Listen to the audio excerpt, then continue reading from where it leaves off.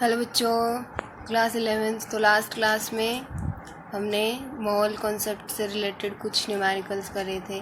तो नेक्स्ट जो है वो है हमारा नंबर ऑफ़ मोल्स, कि नंबर ऑफ़ मोल्स कैसे कैलकुलेट करते हैं। तो नंबर ऑफ़ मोल्स के डिफरेंट टाइप से हम उनको कैलकुलेट कर सकते हैं। सबसे पहला फॉर्मूला है given mass by molar mass. ठीक है, तो जिस भी एलिमेंट के, एटम के या मॉलिक्यूल के हमें नंबर ऑफ मोल करने के लिए कहेंगे तो उसका गिवन मास, जितना उसका मास गिवन होगा अपॉन में उसका molar mass. Okay, mainly basically यही फॉर्मूला यूज़ होता है मोस्ट ऑफ द टाइम। ठीक है, दूसरा फॉर्मूला होता है given number of particles upon Avogadro number. तो गिवन नंबर ऑफ पार्टिकल्स में एटम्स भी हो सकते हैं और मॉलिक्यूल्स भी। तो जितने नंबर ऑफ एटम्स गिवन हो वो, और अपॉन में number of Avogadro number. Avogadro number क्या होता है, उसकी फिक्स वैल्यू होती है 6.022 इंटू 10⁻⁻23। ठीक है, थर्ड फॉर्मूला होता है given volume at NTP upon 22.4 litre. अगर गैसेस के नंबर ऑफ मोल्स कैलकुलेट करने दे तो उसमें given volume of at NTP और 22.4 लीटर अपॉन। ठीक है, तो देखो इसके बेसिस के न्यूमेरिकल्स कैसे सॉल्व करने हैं। तो देखो क्वेश्चन नंबर फर्स्ट है calculate the number of moles in the following. इनके अंदर हमें नंबर ऑफ मोल्स निकालने हैं। तो देखो इसके फर्स्ट है ये 7.85 ग्राम ऑफ आयरन, इसके हमें नंबर ऑफ मोल्स निकालने हैं। तो इसके अंदर गिवन मास क्या है, जो दिया हुआ मास है कितना है, 7.85 ग्राम है गिवन मास। ठीक है, और यहाँ पे सिर्फ एक आयरन की बात हो रही है। तो ये देखो, कभी यूँ सोचो कि सिर्फ मोलर मास ही आएगा। अगर पूरा मॉलिक्यूल होगा तो मोलर मास, अगर सिर्फ एक एटम की बात हो जाएगी तो एटॉमिक मास। ठीक है, वो एक ही चीज़ होती है दोनों। मॉलिक्यूल का होता है तो हम मॉलिक्यूलर मास, मोलर मास बोल देते हैं। अगर सिर्फ एक एटम का होता है तो हम एटॉमिक मास। तो यहाँ सिर्फ एक आयरन एटम की बात हो रही है और उसका एटॉमिक मास दे रखा है 55.8 ग्राम। ओके, तो इसमें हमें नंबर ऑफ मोल्स कैलकुलेट करने हैं। तो कितने हो जाएंगे number of moles, given mass upon में मोलर मास या फिर एटॉमिक मास। तो एटॉमिक मास, गिवन मास कितना है 7.85 ग्राम और एटॉमिक मास कितना है 55.8 ग्राम। ठीक है, इसको सॉल्व कर लेंगे तो हमारा क्या आ जाएगा, नंबर ऑफ मोल्स आ जाएंगे। ओके, तो ऐसे करना है। दूसरा देखो, दूसरा है 4.68 ग्राम ऑफ सिलिकॉन। तो इसका गिवन मास को मैं शॉर्ट में लिख रही हूँ GM, गिवन मास है 4.68 मिलीग्राम। ओके, और इसका एटॉमिक मास कितना दे रखा है 28.1 ग्राम। ठीक है, तो इसमें भी वैसे ही करना है, given mass bye molecular mass, या फिर अगर एटम की बात हो रही है तो सिर्फ एटॉमिक मास हो जाएगा। ओके, और ये ग्राम में है और ये गिवन मास मिलीग्राम में है। तो इस मिलीग्राम को हम पहले ग्राम में चेंज कर लेंगे। तो ग्राम में चेंज करने के लिए क्या करेंगे, इस 4.68 को 10⁻³ से मल्टीप्लाई कर देंगे तो ये ग्राम में हो जाएगा। ठीक है, नंबर ऑफ मोल्स क्या आ जाएंगे, गिवन मास क्या है ये 4.68 इंटू 10⁻³ अपॉन 28.1। ठीक है, इसको हम सोल्व कर लेंगे तो हमारे क्या आ जाएंगे, नंबर ऑफ मोल्स आ जाएंगे। ठीक है, तो ऐसे ही थर्ड पार्ट है 6.56 माइक्रोग्राम ऑफ कार्बन। ये जो U है ना, इसको माइक्रोग्राम बोलते हैं और ये mg है, ये मिलीग्राम इसको बोलते हैं। ठीक है, तो माइक्रोग्राम को पहले ग्राम में बदल लेंगे, कैसे, 10⁻⁻6 से मल्टीप्लाई कर लेंगे। मिलीग्राम को बदलने के लिए 10⁻³ से मल्टीप्लाई करेंगे। और फिर इसका गिवन मास तो ये है और एटॉमिक मास 12, तो गिवन मास बाय एटॉमिक मास। ठीक है, इस वाले पार्ट को खुद ट्राई करके देखना है। ओके, तो ये हो गया हमारा। दूसरा देखो, calculate the number of atoms in each of the following. इन सब के अंदर हमें नंबर ऑफ एटम्स कैलकुलेट करने हैं। तो देखो फर्स्ट पार्ट में क्या है, 52 मोल्स ऑफ आर्गन। 52 मोल्स दे रखे हैं आर्गन के, और निकालना क्या है, नंबर ऑफ एटम्स। तो देखो मैंने नंबर ऑफ मोल्स निकालने के आपको 3 फॉर्मूले बताए हैं। ये given mass by molar mass, given number of particles bye Avogadro number, और थर्ड ये है। तो देखो ये गिवन नंबर ऑफ पार्टिकल्स, मैंने बोला था इसमें पार्टिकल्स में आपके एटम्स भी हो जाएंगे और मॉलिक्यूल्स भी हो जाएंगे।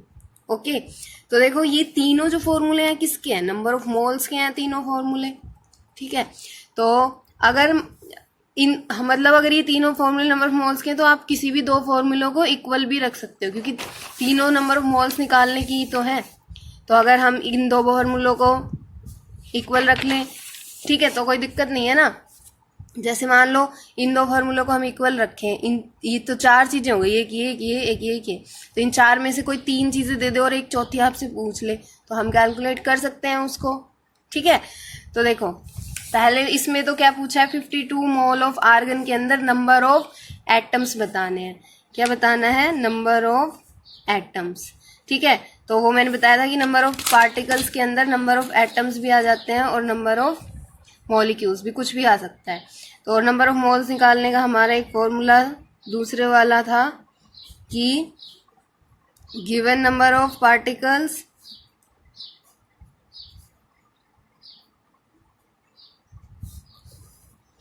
Upon Avogadro number. ओके, तो देखो गिवन नंबर ऑफ पार्टिकल्स तो हमें निकालने हैं, ये कह रहा है ना कि नंबर ऑफ एटम्स ये हमें निकालना है, और इसको x मान लो। और एवोगैड्रो नंबर की वैल्यू फिक्स होती है 6.022 इंटू 10⁻23।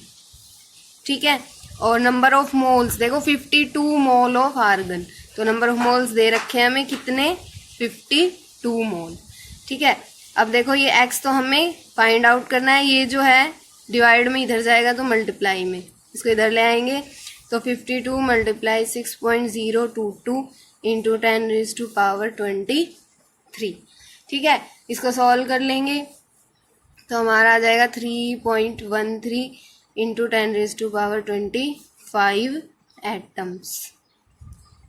ठीक है, ये x आ गया। x क्या था, गिवन नंबर ऑफ पार्टिकल्स, और मैंने बताया गिवन नंबर पार्टिकल्स में आपके एटम्स भी हो सकते हैं और मॉलिक्यूल्स भी, इसलिए दोनों चीज़ों के लिए एक वर्ड लिख दिया पार्टिकल्स। ठीक है, तो ये x आया, हमारा गिवन नंबर ऑफ पार्टिकल्स आ गए।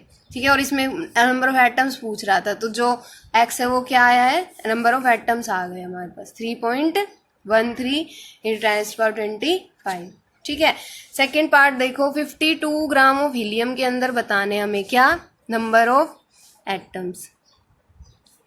52 ग्राम ऑफ हीलियम।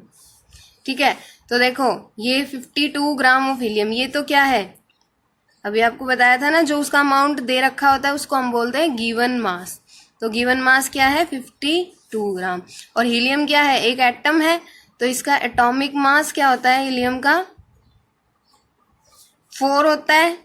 ठीक है, 2 उसका एटॉमिक नंबर और उसका एटॉमिक मास 4 ग्राम। ओके, तो नंबर ऑफ मोल्स का क्या फॉर्मूला होता है हमारे पास, given mass by atomic mass या फिर मॉलिक्यूलर मास। यहाँ पे एटम की बात है तो एटॉमिक मास, तो गिवन मास कितना है 52, एटॉमिक मास 4, इनको काट लेंगे तो हमारे सॉल्व करके आंसर आ जाएगा 13।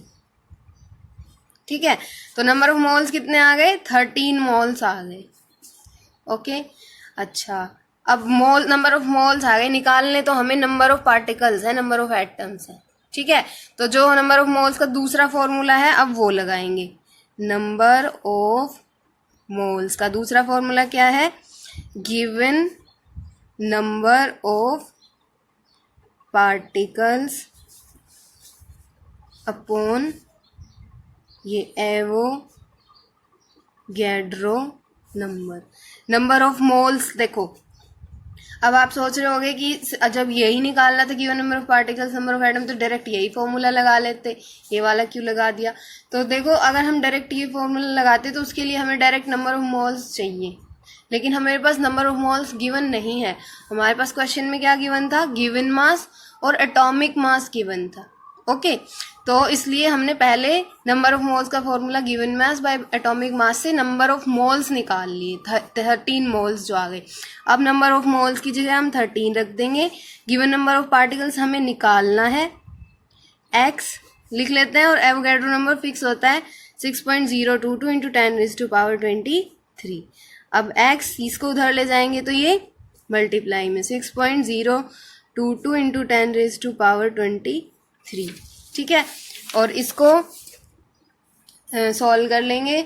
इसको सॉल्व करके हमारा आंसर जो है वो आ जाएगा 7.83 के समथिंग आएगा, 7.83 इंटू 10⁻24।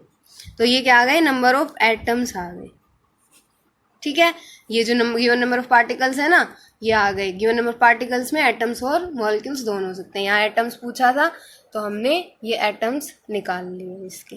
ओके, तो इस टाइप से तीनों फॉर्मूले यूज करके हम गिवन नंबर ऑफ मोल्स निकाल सकते हैं। गिवन नंबर ऑफ पार्टिकल्स भी कई बार पूछ लेता है, वो भी निकाल सकते हैं।